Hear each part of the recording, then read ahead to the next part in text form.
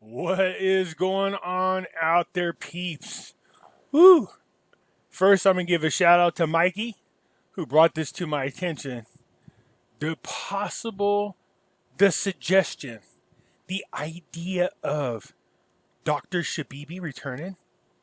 Whoa, man, that would be huge news for anybody holding on to the Iraqi dinar. Just real quickly, Dr. Shabibi was accused of all kinds of things, and he was pretty much exiled out of Iraq. They said he was a corrupt man. He just did not listen to the powers that be, and he wouldn't bend to their corruption. They tried to force him into a rate change that he wasn't happy about.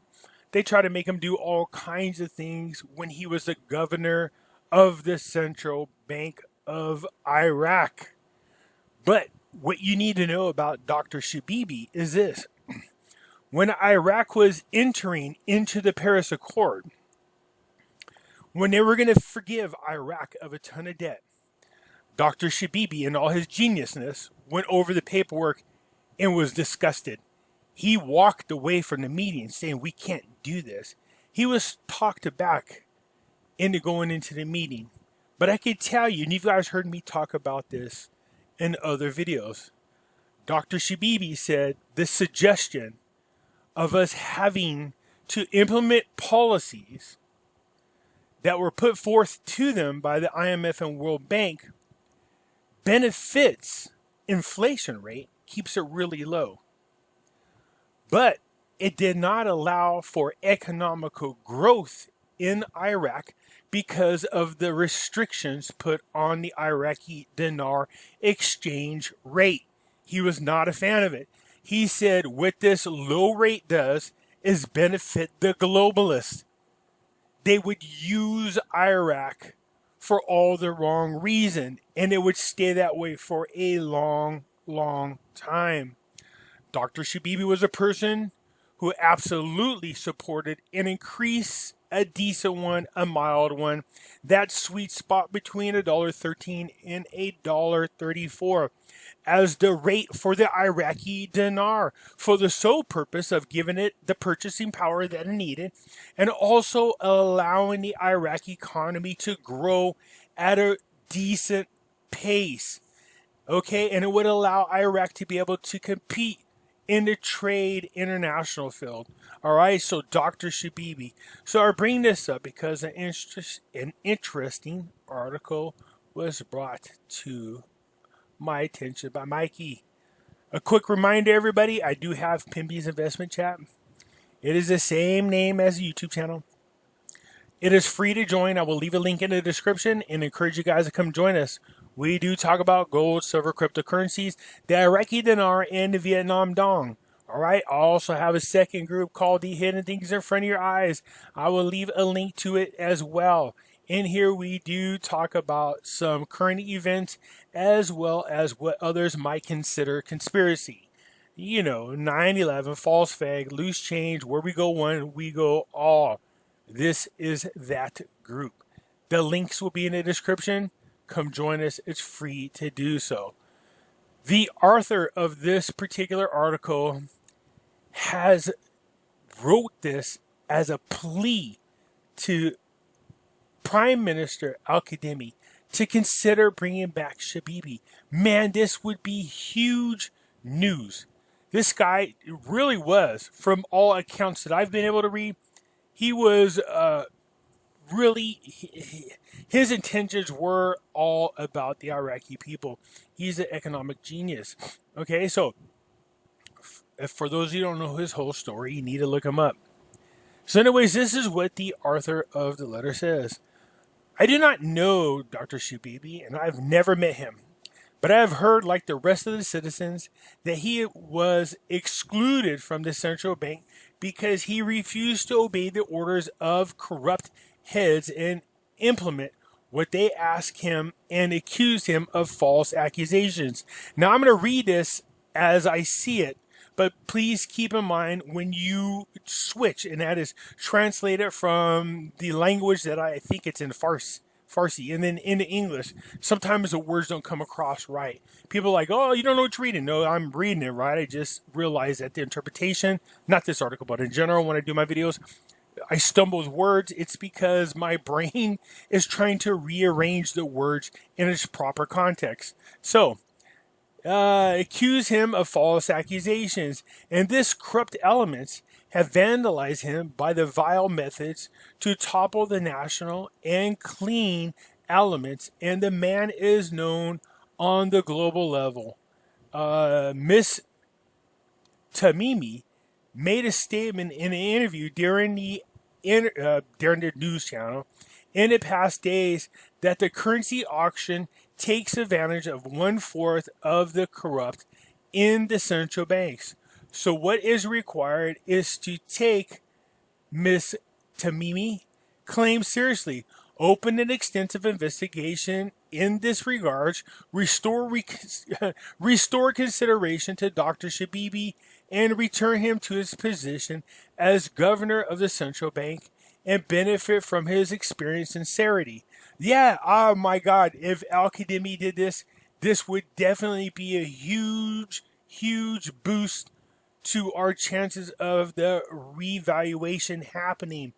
This is a man, I told you before, that was against the policies of the IMF because it did lower inflation, but did not allow for growth in the economy of Iraq. I would love to have him and his experience there. It said, this is a brief summary from the Free Encyclopedia.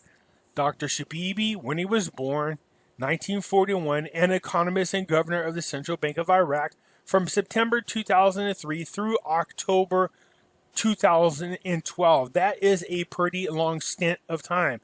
He is the first governor of the Central Bank of Iraq, of course, after the occupation of Iraq by coalition forces. Growing up and educating, Al-Shabibi was born in Baghdad. Okay, we just went through that. His mother, it goes on, as a poet, a thinker, a politician. Shabibi attended the College of Economics and Political Science at the University of Baghdad and graduated in 1966 with a bachelor's in economics, and also obtained a diploma in graduate studies in development in economics, a master's degree in economics from the University of Manchester in Manchester, United Kingdom. He also obtained his PhD in economics from the University of Bristol in the UK. So this man knows his butt from a hole in the ground. Man, I know a lot about this. Well, I won't say I know a lot. I'm just exaggerating there. But I know enough about this guy to support him coming back to run the Central Bank of Iraq. I would absolutely love and support. Beginning of his career in May of 1975 until March 1977, Shabibi was head of the Import and Marketing Department of Iraq Oil Ministry. And from April 77 until December 1980, al-Shabibi was head of the Planning and Coordination Department of Iraqi Minister of Planning. After the Iraq-Iran war erupted, Shabibi moved to Geneva, Switzerland, where he stayed there from December 1980 through October 2001 and worked as an economist at the United Nations Conference on Trade and Development. So in other words, this guy is connected. He is no joke, man. This guy really does know a lot, and he's very connected, and he's very, very respected on the international scene. So, development governor of the Central Bank of Iraq. Since assuming the position of governor of the Central Bank of Iraq, he introduced modern accounting system and payment systems for the financial institution, replaced manual printers and computers with modern computer system and accounting tools as currency auctions, and replaced the pre-2003 currency, which are known as the Swiss dinars or the Saddam Hussein dinars. So he was part of the project that helped swap out the old currency for the currency we now love and own. with the new currency between October 2003 through January 2004. He also involved the Central Bank of Iraq in the International Monetary Fund and World Bank, in addition to the Paris Club negotiations, where 19 countries agreed to expand Iraq from 80% of the pre-2003 debt to help Iraq recover from the U.S.-led post-war phase 2003. Despite local and regional instability in the region, Shabibi managed to maintain the Iraqi dinar exchange rate against the US dollar at 1,190 dinars per 1 US dollar, while the exchange rate was 2,214 dinars per US dollar in 2002, and reduced the inflation from 64%. 64%, that is ridiculous, in 2006 to 5.2 in 2012, which we know their inflation rate now is somewhere just around 1.5%, and doubled the gold reserves from 32 tons, and remained a strong advocate for the independence of the central bank.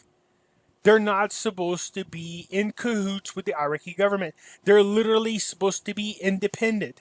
They can't be and is not supposed to be influenced by the government of the Iraqi people.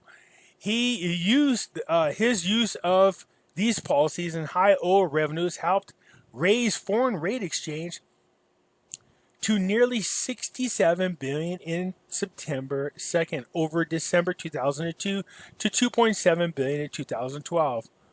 We hope that the right man will be in the right place. I hope that Al-Kadhimi, I hope that he has read this article and he supports this. I would be thrilled if Dr. Shabibi came back. This guy, his economic policies and his plan for Iraq has been.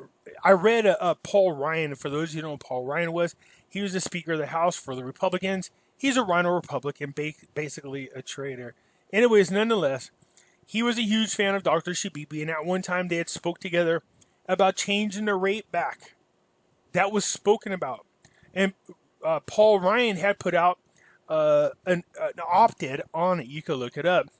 And he was for it. So you have to ask yourself, why is Paul Ryan, a Republican, pushing for the rate change in Iraq unless you got it? Unless he magically owns some himself. Now, there's no way to validate that. But if you find that article, you see what I'm talking about. But look, Dr. Shabibi coming in and taking reins over the Central Bank of Iraq would be a huge step for the Iraqi people, as well as us individuals who own the Iraqi dinar. Let's hope that he finds his way back there. This would be a huge plus for us. So thank you, Mikey, for bringing this to my attention. I surely do appreciate it. Let's keep our fingers crossed and hope that we see Dr. Shabibi really soon.